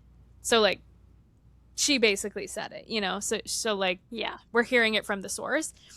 And she said, his are the only clothes in which I feel myself. He is far more than a couturier. He is a creator of personality. So Wow. there you go. And I think if Audrey Hepburn said he designed it, I'm going with Audrey Hepburn. Yeah. And that's that on that. I love that. And like Edith Head probably did do the costumes for everyone else in the movie, but Mm-hmm. like all the men and the party goers and things like that. But the Audrey dresses are what won the costume design Correct. Oscar. You know? And So also back to the dress and the documentary that I was talking about, she did say, she was like, I remember this so vividly because it was my first piece of haute couture that I ever wore. And so I'm like, he made the dress. He made the dress. Yeah. And Edith Head got away with winning best costume, and it's not fair. And also the black dress, again, the other super iconic one, like I said before, like Givenchy, after Edith Head died, said that is absolutely his design, and she just reproduced it, and that is why he was using the term the Sabrina neckline. Like, he invented that dress. So shout out to Edith Head. I'm sure she had created a lot of really great costumes. She did Roman Holiday, and maybe won for it as well, or at least was nominated. So that said, like, the woman could do good costumes, but like Givenchy did not. no, yeah, she had her hand in like some of the biggest movies we've ever seen. So like she is a prolific costume designer, but murky waters here with Sabrina. Yeah. So that was all I had to share about the costumes, and I thought that was really fascinating. It is fascinating because everybody thinks of the white dress for Sabrina, you know? Yeah. That's what I think of. I think of that more than the black dress. I know. I was thinking that, so I was surprised at how much content there was out there about the black dress, given I feel like the white one is so standout. I might get a lot of flack for this. I don't know what people think, but like when I first did this rewatch, when she shows up in the black dress in the boardroom with the black hat on and stuff, I was like, this is too much. I was like, ew. They're really being like, we're dressing Audrey Hepburn in these clothes. Like, she looks so out of place. And I was like, not ew, but just like, ew, like, too much visually. But then I was like, she's supposed to look like she just came back with this wardrobe from Paris and it is supposed to stand out. But there's something about it that was just more like, this is Audrey Hepburn in a fabulous outfit versus a character in this movie. I don't know. Yeah, but I loved it. I also liked it because, like, the new Sabrina, like, I don't like the clothes that she comes back in as much. Like, this was so fun to watch. Like, every costume she's in is just, like, so glam, you know? Yeah, yeah. I think it's, like, fun. It's really fun for that reason. The last piece of trivia I just wanted to throw at you was they mentioned the 7-year itch throughout the movie a lot, and that's the play that Linus and Sabrina are going to go to, and that was actually Billy Wilder's next movie that he did. That's so funny. So it's a little Easter egg. On that note, I think we can get into some of our favorite moments and things we loved about this movie. So favorites from me, I just love how every scene of this movie is like if you pause it, it's like a perfect still that could be like a piece of art. Like every shot is just very drama and very like photograph, still, you know what I mean? Like every shot of Audrey Hepburn, she's perfect. And then every shot, like I'm looking at it right now as it plays in the background, every shot of everyone is just it's so cinematic. Yeah. That's what I love about these old movies. Like they just look so lush. Mm-hmm. in a very, it's just a different way from the way we make movies today. It's like watching a play and a movie at the same time. Like it's not as much like motion and like Yeah. moving around. It's very like artistic and like about the shot. Yeah. More about the shot than the plot, maybe. I don't know. I mean, the plot is there obviously, but it's like I don't know. It's just every shot is very, very cinematic. What was your favorite part of this movie? I love all the scenes showing the servants like interest in Sabrina because I think it's so So cute. cute. And there's one scene where the butler or like one of the servants at the party has been watching like Sabrina dancing with David, and he goes back into the kitchen and he's like, "Oh my God, Sabrina, she's out there, she's with him." And they're all like, What's happening?" And he's telling the tea. And one, I was like, "This guy is so cute." And two, I was like, "This guy looks like he could be from now." Like the way Oh, his voice sounds, he doesn't have like a transatlantic accent like everyone else. It was so interesting. I was like, "Oh, weird. I like it." And um I love the opening scene with the dialogue talking about the grounds of the Larrabee Mansion and like her voiceover. It's like it's not word for word, but it's almost word for word in both movies, and I just like love that part. and the way that again, the way they do the shots, like pool, yard, like it's just so iconic. Another scene I really like. I love the romance, the suggested romance of this movie. But It's very suggested. I know, because you know how I feel about that. I feel like it's very suggestive. When Humphrey Bogart and Audrey Hepburn are dancing, and he's like, "How do you say my sister has a yellow pencil?" or something like that in French. And she says, and he's like, "How do you say my brother has a lovely girl?" And she says, and he's like, "How do you say I wish I was my brother?" And I'm like, "Oop, oop." And she's also like, "Oh." Like coming in with that smooth line, okay. And then Humphrey I Bogart also doing really, his big one. and then the phone booth scene when she's supposed to be meeting him for dinner and a night out in New York City, and she doesn't want to go. I guess she's feeling confused about David and her feelings for Right. Linus, so she's like, "I don't want to do this date now," which it sounds like it was going to be a great date. So her loss. But she comes all the way into the city. She comes to his building, and then she's deciding she can't do this date. So she's going to call him in his office from a phone booth on the first floor of the office building. And she Crazy. calls and he's like, "Where are you at? You're 20 minutes late." And she's like, "I can't come tonight." And he's like, we're only hearing her side of the phone conversation at this point, but he's obviously being like, "Where are you at?" And she's like, "I'm in New York. I'm not in Long Island." It's like, why don't you just say you're like, if you really didn't want him to come find you, you would be lying through your teeth. But she's like, Yeah, like I'm in New York. I don't know, some building. And he's always like, "Which building are you in?" And she's like, "The Larrabee building." It's like, girl, stop it. You know you want him to come get you. And he's like, "Okay, well, I I want you tell me in extreme detail what you're feeling. Don't leave anything out." And he just puts the phone down and like lets her talk so he can get down the elevator and to her in the phone booth. And then he shows up. It doesn't really hit the spot for me in this movie, but it could. Like I imagine like if they did it now, how like romantic it would be. so that was one of my favorite scenes as well. I put that or I was thinking that. And again, real Humphrey Bogart type stuff. Him coming down so dramatic. Masculine. Very masculine Humphrey Bogart type stuff. But I think again, I think it would hit probably way different if it was like someone today, like if we had some really hot guy going down there and it probably would be like the music would The swell and it would be music. very Yeah. dramatic and yeah, that sort of thing. But again, I think like Humphrey Bogart had this like implied something going on that I think it probably really worked for women back in the day. And also just like the action of a man doing this probably would get women going.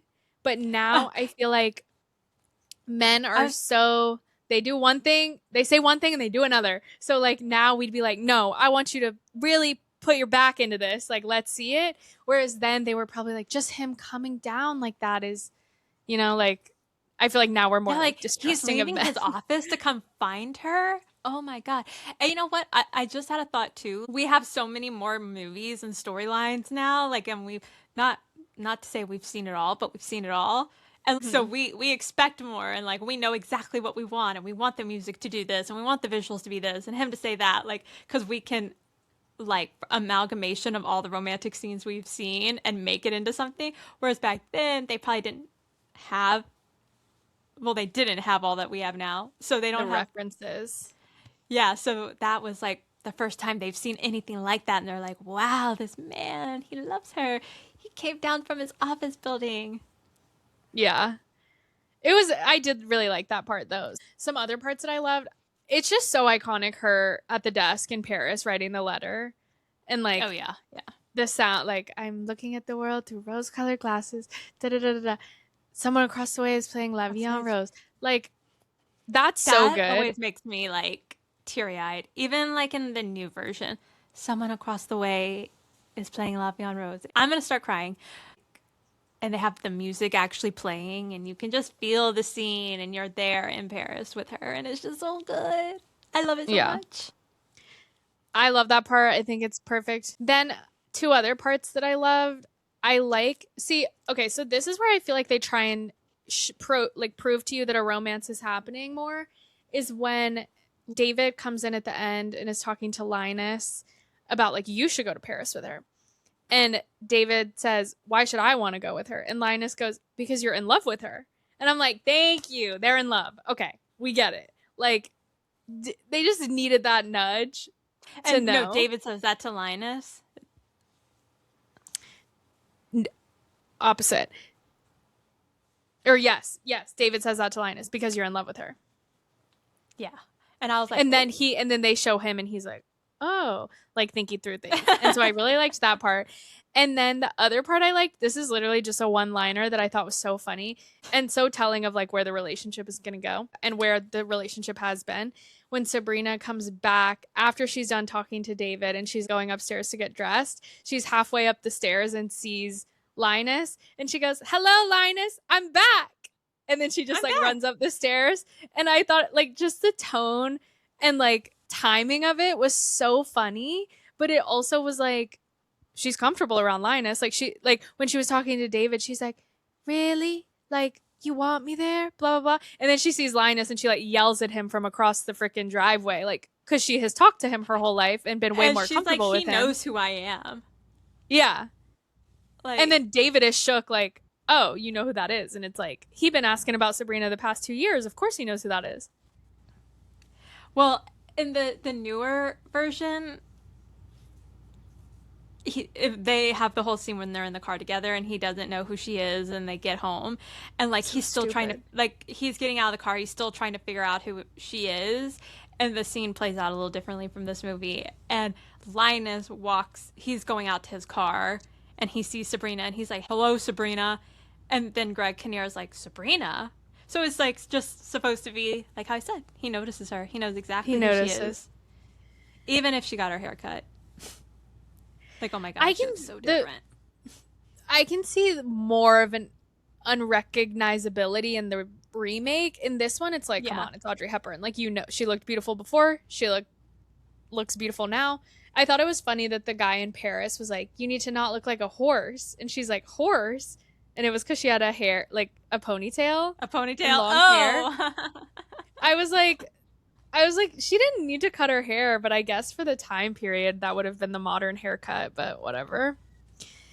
So, my least favorite things about this movie, the way the dad talked about Sabrina. I feel like we keep getting hit with this, like Xenon last week with the parents, but like the way the dad talked about Sabrina was like, she's so dumb and needs to be sent away. And I feel like in the remake, her and the dad have like more of a special bond. And like the Yeah. dad is like sweet in the new movie. New, lol. But in the Audrey Hepburn version, the dad sucks. And he says this to Linus. He says, "She's just a displaced person, I'm afraid. She doesn't belong in a mansion, but then again, she doesn't belong above a garage either." And I just feel like the dad is just like, "We don't know what to do with her. Send her to Paris. Like, she's crazy." And the other people working at the mansion are more like invested in her life. Yeah, and it's so one of my least favorite scenes kind of piggybacks off of this is like when Linus is in the car with her dad and he's like, I'm sending her to Paris. And he's just like playing with this girl's life. He's like, oh, I think he's like, what are your intentions with my daughter? He's like, my intentions? I don't really have any. I'm just sending her to Paris. Like, I don't want to be with her. I need her out of the way for this merger. And he's like, how are you sending her? And he's like, first class. You don't have to worry about money. She's going to be taken care of. And it's like, ew, what is this? This like Weird. gross deal. Yeah. And the dad is Oh. not like, wait, you're doing what now? He's just like, No. okay. Some some things I was thinking about, we've kind of touched on this, but I think it's related to everything I just said that I didn't like. What I would change about this movie, the dad would probably be like better because he was being wacko. We needed more yearning. Maybe for the time this was right. If we made it today, hella more yearning. I know Humphrey Bogart, he does his like little eye thing and he's like always like like like he's just thinking, and I feel like that's supposed to be like the yearning and the romance, but now we would have more of like a tear twinkle in the eye kind of vibe. Yeah, it's So almost like I need a scene without her in it that's showing me something about him loving her. I was thinking about this as well, and I feel like the closest we got to it was, and it was why I liked it, when David is like, because you love her, and he's like, oh. But I think we needed a scene where he's thinking about her, or if they even had like a flashback to when they were young, and it's like clear that Linus No had clue. always liked her, and she wasn't noticing because she was yearning so hard for David. Like if there was some sort No, of I don't want callback. that. Oh, you don't want that? No, cuz she's going to be 10 and he's going to be 35, so I don't want that. Oh, that's so true. Maybe like right before she left for Paris, then like more of a I think moment like that. maybe a scene where he's observing her, maybe yearning, like he's visually seeing her yearning for David, and Yeah, it's affecting him because he's yearning for her. yeah, that's great. I think that's good. So that's what I would have changed. The biggest thing I would have changed about this movie is they should have kissed at the end. What was that ending? That was a terrible ending. That was a terrible ending. And like it had so much promise. Like he's on the tugboat trying to make it to the cruise ship in time. He gets on the cruise ship. They bring out the hat that's calling back to when she fixed the brim of his hat in the car, and you're like, "Oh my god." And then like they've she's looking for him. She's like, "Oh my god, he's here." And then he rolls up with his umbrella, his very controversial umbrella, and then they start playing like this kooky like doop doop doop doop doop music, and it's like, oh, what's happening here? And then he like, puts the umbrella on the back of a man's coat strap, and like the music goes with it, like bloop, and then they see each other and then they hug. I was like, oh, that's I the know. end of this big romantic adventure we've just gone on. The most terrible ending to a movie, period. Did they even kiss ever in the movie? Like, not that it was like not I enough that it feel was like they memorable. Maybe they I have feel like like one quick kiss, but like yeah, maybe like no. on the tennis court. Oh, because doesn't he say like this is one of my cringe peak moments Oh, when he's like, they "It's do all in the kiss. family." Gross. That The was way almost he my said that quote. like a million times, disgusting. I know, because I when I was doing my cringe peak, it was while I was watching the movie, and that happened, and I was like, "What? That's definitely my cringe peak." And then he said it again like 2 minutes later, and I was like, "Still my cringe peak." Like you're climbing it and making it more of a peak because it's so gross and disgusting. Like, do not say that. It's all in the family. I almost said that as my intro quote for the episode. I was gonna be like, "Well, Maggie, today it's all in the All in the family." family. You should have. That's so funny. No, it's So disgusting, gross. and like I think in the Gross. 95 version he says it and she slaps him. Like I think he says it once and she slaps him. Cuz it's like it is a disgusting thing to it's gross to say. Like I would be so put off. Like It's ew, really don't talk to me it like that. it's disrespectful, it's inappropriate, it's nasty, it's not funny. Like that part did not hit. And he doubles down. He says it again, and I was like, dog. Yeah, I think he says it 3 times. And Vomit. I was just like Billy Wilder, whoever was writing that scene, was like, this is a great line. And it's like, this is so indicative of the time. Like, this just sounds like something a man from that time period would say, thinking he sounds cool. And he sounds like a dumbass. And from what we know, he thought it sounded good in that exact moment because he was probably writing it right then and there. Before they didn't workshop that and think it through. They were like, this is good. Not at all. Some other cringes I had while we're on the topic, her letters coming from Paris were so tough to listen to because she's like, da da da da da, I'm learning how to make sauces. I'm learning to make the souffle. By the way, what's David doing? By the way, I ripped up my picture of David. And they're like, that's good. And then she's like, could you please send some scotch tape? And they're like, oh, that's bad. So like she's yearning. And in the remake, again, not to harp on it, it's a little, there's like less of the David of it all. Like it's supposed to be like she's grown, she's in a relationship with someone. They don't show her like writing about him like that. Like when she gets to Paris, she like David had been like in a Calvin Klein ad or something. Like I remember that. So she has like his cutout of the ad on like a poster board in her room, and like the way that you are able to see like her growing is like she's like putting things on the poster board, and like it's usually like around the picture, but then it starts being like on top of the picture. And like she starts dating this man in France who kind of like opens up her world and everything. I think that's where another part of the movie, the 90s movie, that kind of fleshes things out more. It's like we get to see how she's becoming a woman in Paris and like can understand the context of all that. Which this movie doesn't really do. It's more like it's clear she's still obsessed with him. She does meet this older man, the Baron, in this movie. And they have some sort of relationship. I don't think it's romantic. There's maybe it's romantic. Maybe that's where her liking of older men comes from. Her age gap affinity. But her and this man have some sort of relationship. I think it's meant to just be friendly because she writes to her dad and she's like, he's 70. Like we're going to the play together, whatever. But we don't really see her have this like growth trajectory in this movie. Additional cringe peaks. So the letters, tough stuff. When she comes back and she has her dog, and she named the dog David. Audrey, Sabrina, girl, no, ma'am. She's unwell. Imagine having a crush, like you have a crush, and you name your dog that name. That's insane. Also, someone you know you're gonna go be around again, like, and you're gonna have to be like, I named my dog after you. It's awful. That's awful. Embarrassing. Oh my god. It's so embarrassing. It's too much. That's like the peakiest peak of cringe peak. Yeah. It's awful. What were your cringes? Mine, we've already touched on It's All in the Family. Ugh. And how unsatisfying the end of the movie is. That really cringed me out. Super unsatisfying, and I put in here for how this would be different today, a lot more yearning and probably a smaller age gap.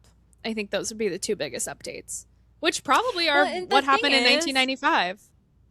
Exactly. And see, the thing is, I think the age gap is like, it's definitely age gapping, but I think it's there for this movie. It's just he looks old. Like, I think his character is supposed to be the right age, but he is not. Like, you know? I agree. Like, I think they were, and at the time, because William Holden is 35 in this movie. He looks 45 in today's standards. A person playing it now who's 35 would look way younger than he did. So obviously people just looked a lot older at the time. So watching it from a 2026 viewpoint standard of when everyone has Botox and fillers and looks a certain way, like Humphrey Bogart just looks old as hell. Like he looks dogged, but William Holden looks old too. Well, and also I saw where he was smoking like 4 packs of cigarettes a day and was heavy on the brandy or whatever all the time. Yeah, he was living like pretty hard and fast and was a big smoker and drinker and got sick and passed away a couple years later. So I'm sure like his lifestyle was catching up to him because he's about to get sick, but he does just look super old. Like, I don't know. There's no way around it. He And I looks a hate to lot harp older. on that because I don't want it to be about that. But I was just thinking Casablanca. And Same. He's handsome. He still looks good. He looks whatever. And I'm sure at the time women thought he was super hot, but it is just, it's, there's an age gap. We can see it. On that note, how do you feel about casting this movie for today? Okay, so I was like, let's go Dreamcast. Like, I wasn't even being like, is this appropriate? Like, I don't know. Hit me. So I think Sabrina Zendaya, I think she could go from Sabrina at the beginning to glammy Sabrina perfectly. I think well, it it's would like be Challengers. seamless. I have not seen that. And then David, Glenn Powell, like, yeah. Continue. And then Linus, I literally just typed in like older male actors and I was like, too old. Like I feel like if we went into like the Tom Hanks Brad Pitt version, that's heading the Humphrey Bogart. That's too old. Yeah, so I was like Linus, Henry Cavill. Maggie, you and I were on similar wavelengths. So I had thought Henry Cavill at first. I also thought Zendaya, but I went a different route. Okay. Wait, this is so funny. You said like all the people I was looking at. Okay, here's what I said. For Sabrina, Lily Collins, because it's obvious. Right next to my Zendaya, I said Sabrina, Zendaya. But how fun would it be to see Lily Collins? Because she looks just like Audrey Hepburn. I originally was going to say Zendaya, but I feel like I've said Zendaya like for my recast of everything we've said because I love her so much, so I went a different route. Lily Collins, because she obviously looks just like Audrey Hepburn and loves her so much and is going to play her in the new movie, etc. Or on the nose and a nod to her Met Gala dress this year, bring Sabrina Carpenter back into acting because I feel like she could do it because she's like a that kooky, would be like so fun to see. So I said the two of them as Sabrina. Then I brought the age gap down.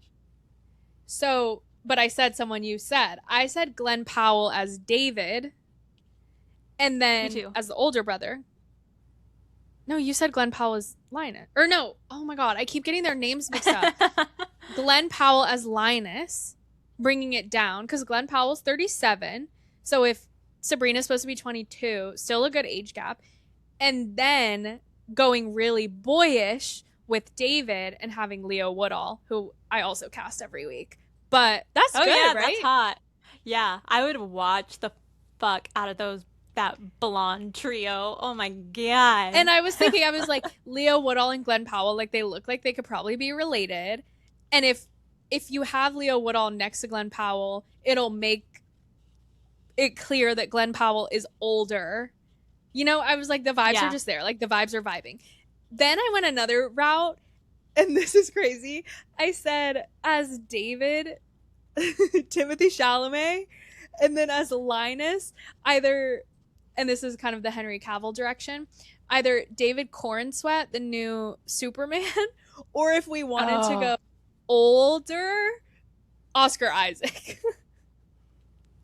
Holy shit. See, I just got like flutters when you said Oscar Isaac because I think he's distinguished and handsome.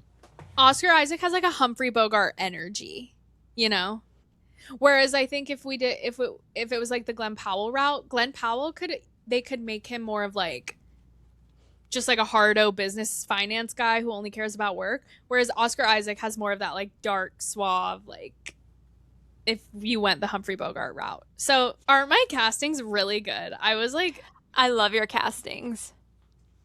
I want to see all versions. I really want to see the Sabrina Carpenter Sabrina version. Like Sabrina, Glenn Powell, Leo Woodall, like that casting is perfect. And then like Lily Collins, Timothée Chalamet, Oscar Isaac. Yeah. I think we need to put out into the ether, into the world to manifest the Sabrina, Glenn Powell, Woodall of it all. Because I need that. I actually need that.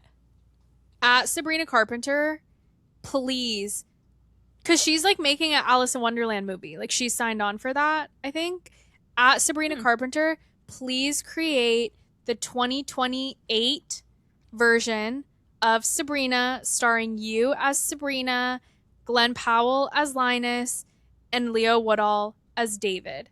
Please, please do that. I could even see like make a new song that's about that, and the music video be like Sabrina, a movie. Oh my God, Sabrina, please do it. Because for those who don't know, Sabrina wore a gown to the Met Gala that was film strips from this Sabrina. And it was so sick. Okay.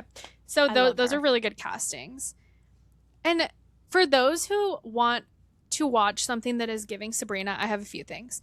You can watch, which we talked about a lot, Sabrina 1995, starring Harrison Ford and Greg Kinnear, and the girl who plays Sabrina. That is one of my favorite movies. It's really good. I think I actually might watch it. I want to watch it tonight, like, Loki. I was about to say, should we watch it tomorrow night? Because I just like really need to watch it. Like maybe. And then I know you haven't seen this movie, Challengers, starring Zendaya, just from the standpoint of it's two guys who really want to be with this girl. Kind of a similar vibe, but it's different. And then a really big tie-in and similar piece of media that is a modern show, which I know you also haven't watched, but it's loosely based on Sabrina, is The Summer I Turned Pretty. So it's like two brothers who are both into this girl. And Sabrina like plays a role in the movie or in the show. So like in season 1, she goes to see Sabrina, and then season 3, which is the season that came out last summer, and they're making a movie now. In season 3, like the promos were modeled after Sabrina 1954. So it's like the girl, and she looks like she's wearing like the Audrey neckline dress, and then like one boy is kissing her cheek, and then the other one is like looking at them. So like all the promos for the show were modeled after Sabrina 1954. So The Summer I Turned Pretty. And those were my similar pieces of media. Did you have any? No. I was just going to say, like, unoriginally, the 1995 Sabrina. Yeah. I guess, like, if you want, like, the love triangle, does it work out for one person storyline? Phantom of the and Opera. You want more... yeah, that too. And you want, like, some more Humphrey Bogart, you could watch Casablanca. Love Casablanca. We will definitely watch Casablanca one day on this pod, and we will also watch Sabrina 1995 on this pod one day. Maybe next week. That's what we're watching. I know. That's what we're watching next week. And just to wrap it up, I want to say, like, I really enjoyed this movie. Audrey Hepburn was stunning in it. She was funny.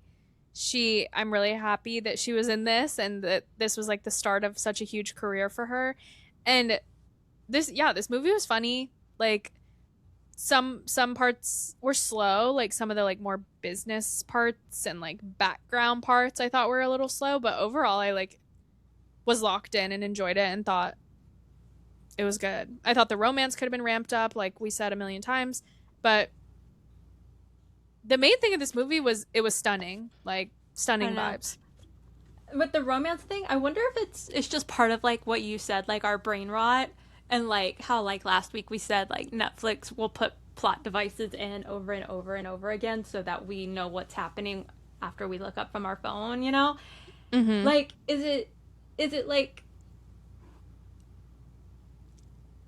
the writer's like, we've made it clear. This is a love triangle. We're not going to keep putting it in your face. Like, that's what's happening here. You don't need to see all this, like, exposition or something. I don't know.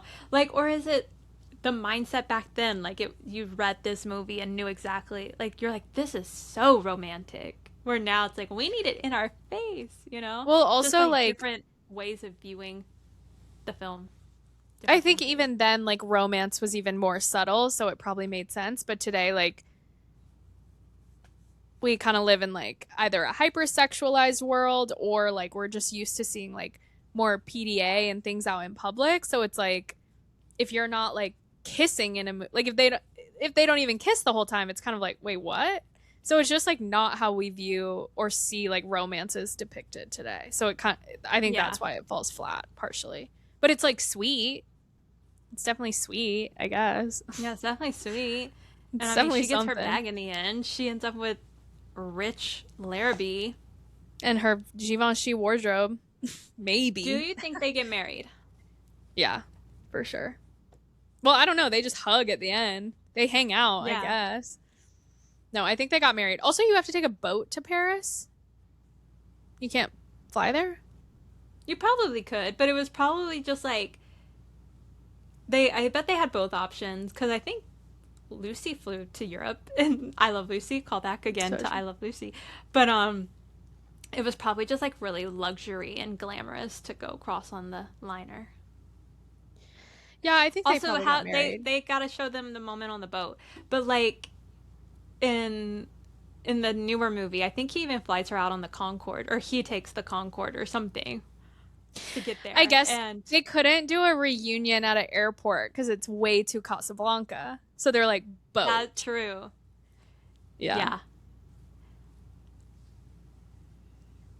I think the ending of the newer one is more satisfying because he shows up in Paris.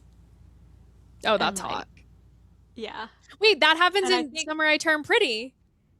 I He think goes like to Paris. I think she's getting like out of her taxi. Maybe he had flown the Concorde and got there faster or something. And like he's waiting at her apartment for her. Something like that. We'll need to Do you know the rewatch Concorde gets you there in half the time? it. Yeah, yes, I've heard that. Wait, okay, so that reminded me. The Summer I Turned Pretty is way more Sabrina than I remembered because she moves to Paris and then he comes to Paris and it's the older brother. It's the whole thing, yeah. So it's similar. So shout out to Sabrina, 10 out of 10, 9 out of 10 for the romance of it all, maybe. And I'm excited to see Sabrina Carpenter star in my version of Sabrina coming soon. In my Coming dreams. soon. Yeah. No, we're manifesting. It's going to happen. We put it out into the world. Now we just have to wait. Everyone tag Sabrina Carpenter in this.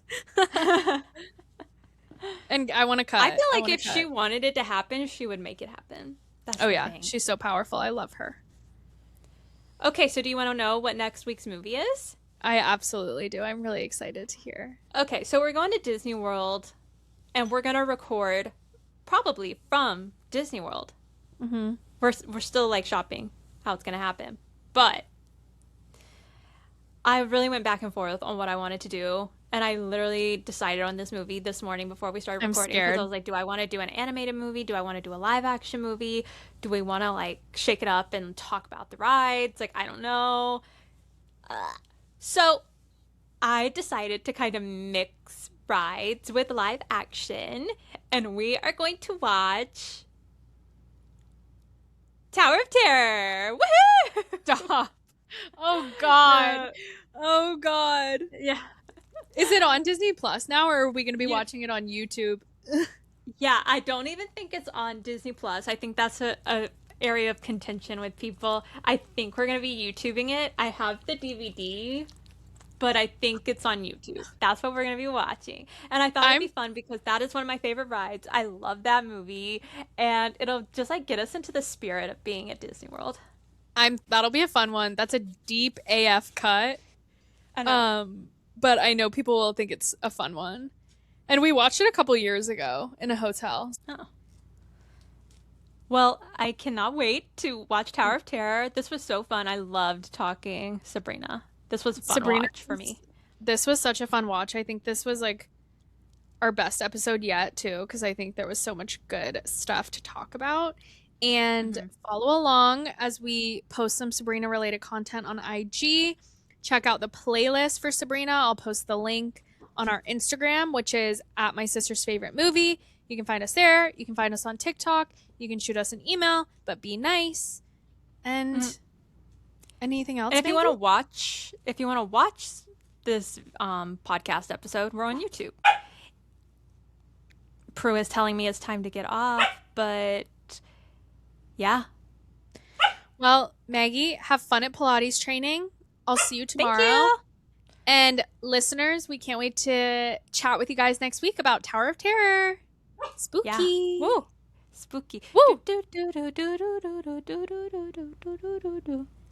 All right, signing off. See you guys next week. Love you. Love you too. Bye. Bye.